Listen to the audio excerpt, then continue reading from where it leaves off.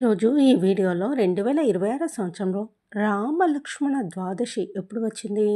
రామలక్ష్మణ ద్వాదశి ప్రాముఖ్యత గురించి తెలుసుకుందాము. హిందూ గ్రంథాలలో ద్వాదశి తిథికి విష్ణుమూర్తిని అధిష్టాన దైవంగా పరిగణిస్తారు. శ్రీహరి అనుగ్రహాన్ని మరియు గాఢమైన భక్తిని పొందాలంటే ఈ రోజున ఆయనను సంపూర్ణంగా భక్తి శ్రద్ధలతో నిర్దేశించిన ఆచారాలతో పూజించాలి.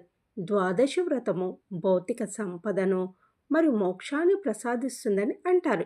ఈ రోజున శంఖంలో ఆవు పాలు మరియు గంగాజలం కలిపిన మిశ్రమంతో విష్ణుమూర్తికి లేదా ఆయన అవతారాలకు తులసి ఆకులతో అభిషేకం చేసి పూజిస్తారు.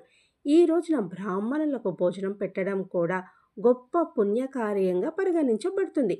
ప్రతి నెల ద్వాదశి తిథికి ప్రత్యేక ప్రాముఖ్యత మరియు ఆధ్యాత్మిక పుణ్యం ఉన్నాయని మహాభారతము మరియు పద్మపురాణం పేర్కొన్నాయి.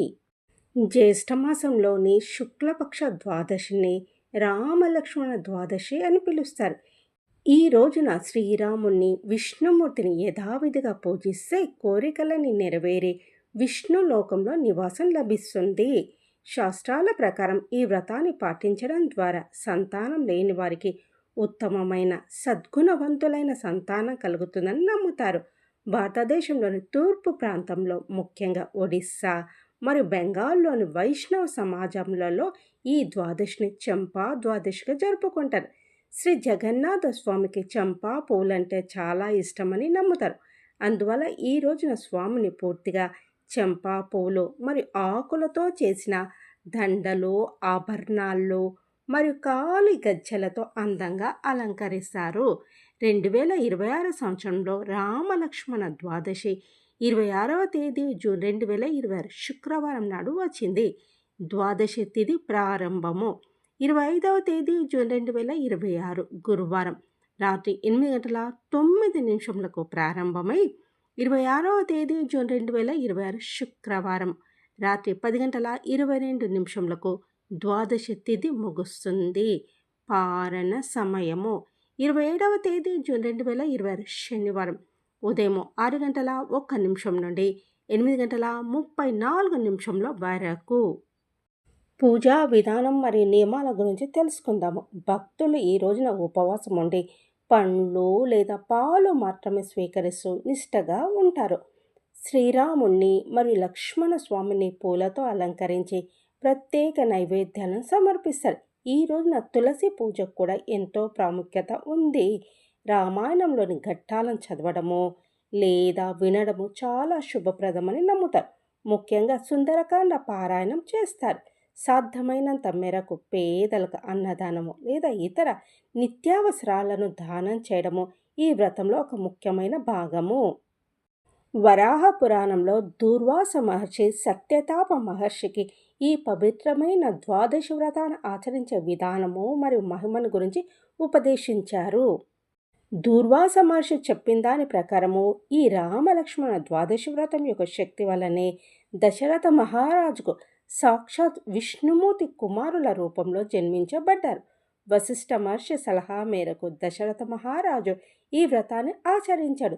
దాని ఫలితంగా ఆది నారాయణ స్వామి శ్రీరాముడిగా అవతరించగా లక్ష్మణుడు, భరతుడు, శత్రుఘ్నుడు ఆయన కుమారులుగా జన్మించారు. అందువల్ల పుణ్య సంతానం కోరుకునే వారికి ఈ వ్రతం అత్యంత శుభప్రదమైనదిగా పరిగణించబడుతుంది. రామలక్ష్మణ ద్వాదశి వ్రతానికి ప్రగాఢమైన ఆధ్యాత్మిక ప్రాముఖ్యత కూడా ఉంది. ఈ వ్రతాన్ని ఆచరించిన వారు ఇంద్రుడు మరియు ఇతర దేవతలు స్వర్గలోకంలో కొలువు తీరినంత కాలము అక్కడి సుఖాలను అనుభవిస్తారు. ఈ దివ్యకాలం ముగిసిన తర్వాత అటువంటి భక్తుడు తిరిగి మార్ధలోకానికి వచ్చి 100 యాగాలు చేసే రాజుగా పునర్జన్మ పొందుతాడు. ప్రతిఫలాలను ఆశించకుండా నిస్వార్థంగా ఈ వ్రతాన్ని ఆచరించేవారు సకల పాపాల నుండి విముక్తి పొంది ఆత్మను శ్రీహరితో ఏకం చేసే పరమ మోక్షమైన అరుదైన మరియు శాశ్వతమైన కైవల్య మోక్షాన్ని పొందుతారు. రామలక్ష్మణ ద్వాదశి యొక్క ప్రాముఖ్యత గురించి తెలుసుకుందాం. ఈ వ్రతం యొక్క ప్రధాన ఉద్దేశము పుత్ర సంతానాన్ని పొందడం. పురాణాల ప్రకారం సంతానం లేని దశరథ మహారాజు ఈ వ్రతాన్ని అత్యంత భక్తి శ్రద్ధలతో ఆచరించడం వల్లే ఆయనకు శ్రీరాముడు, లక్ష్మణుడు, భరతుడు, శత్రుఘ్నుడు జన్మించారని నమ్ముతారు. శ్రీరాముడు మరియు లక్ష్మణుల సోదర ప్రేమ, అన్యోన్యత మరియు ఒకరిపై ఒకరికున్న అచంచలమైన విశ్వాసానికి ఈరోజు ప్రతీక. కుటుంబ సంబంధాలు బలపడాలని, ఇంట్లో శాంతి నెలకొనాలని కోరుకుంటూ భక్తులు ఈ రోజున పూజలు చేస్తారు. ఈ వ్రతాన్ని ఆచరించడం వల్ల అపారమైన పుణ్యఫలం లభిస్తుందని, కీర్తి, గౌరవము, ఐశ్వర్యము మరియు శత్రువులపై విజయం లభిస్తాయని శాస్త్రాలు చెప్తున్నాయి. కొన్ని సాంప్రదాయాల ప్రకారము జగద్గురు ఆది శంకరాచార్యులు ఈ రోజునే అవతార పరిసమాప్తి గావించారని, అందుకే ఈ రోజున వారిని స్మరించుకోవడం వల్ల కూడా విశేష ఫలితాలు ఉంటాయని భావిస్తారు. ఈ రోజునే తిరుమల తిరుపతి శ్రీవారి జ్యేష్ఠాభిషేకం ప్రారంభించి పౌర్ణమితో ముగుస్తారు. ఈ ద్వాదశి రోజున చేసుకునే వ్రతము అత్యంత పవిత్రమైనది.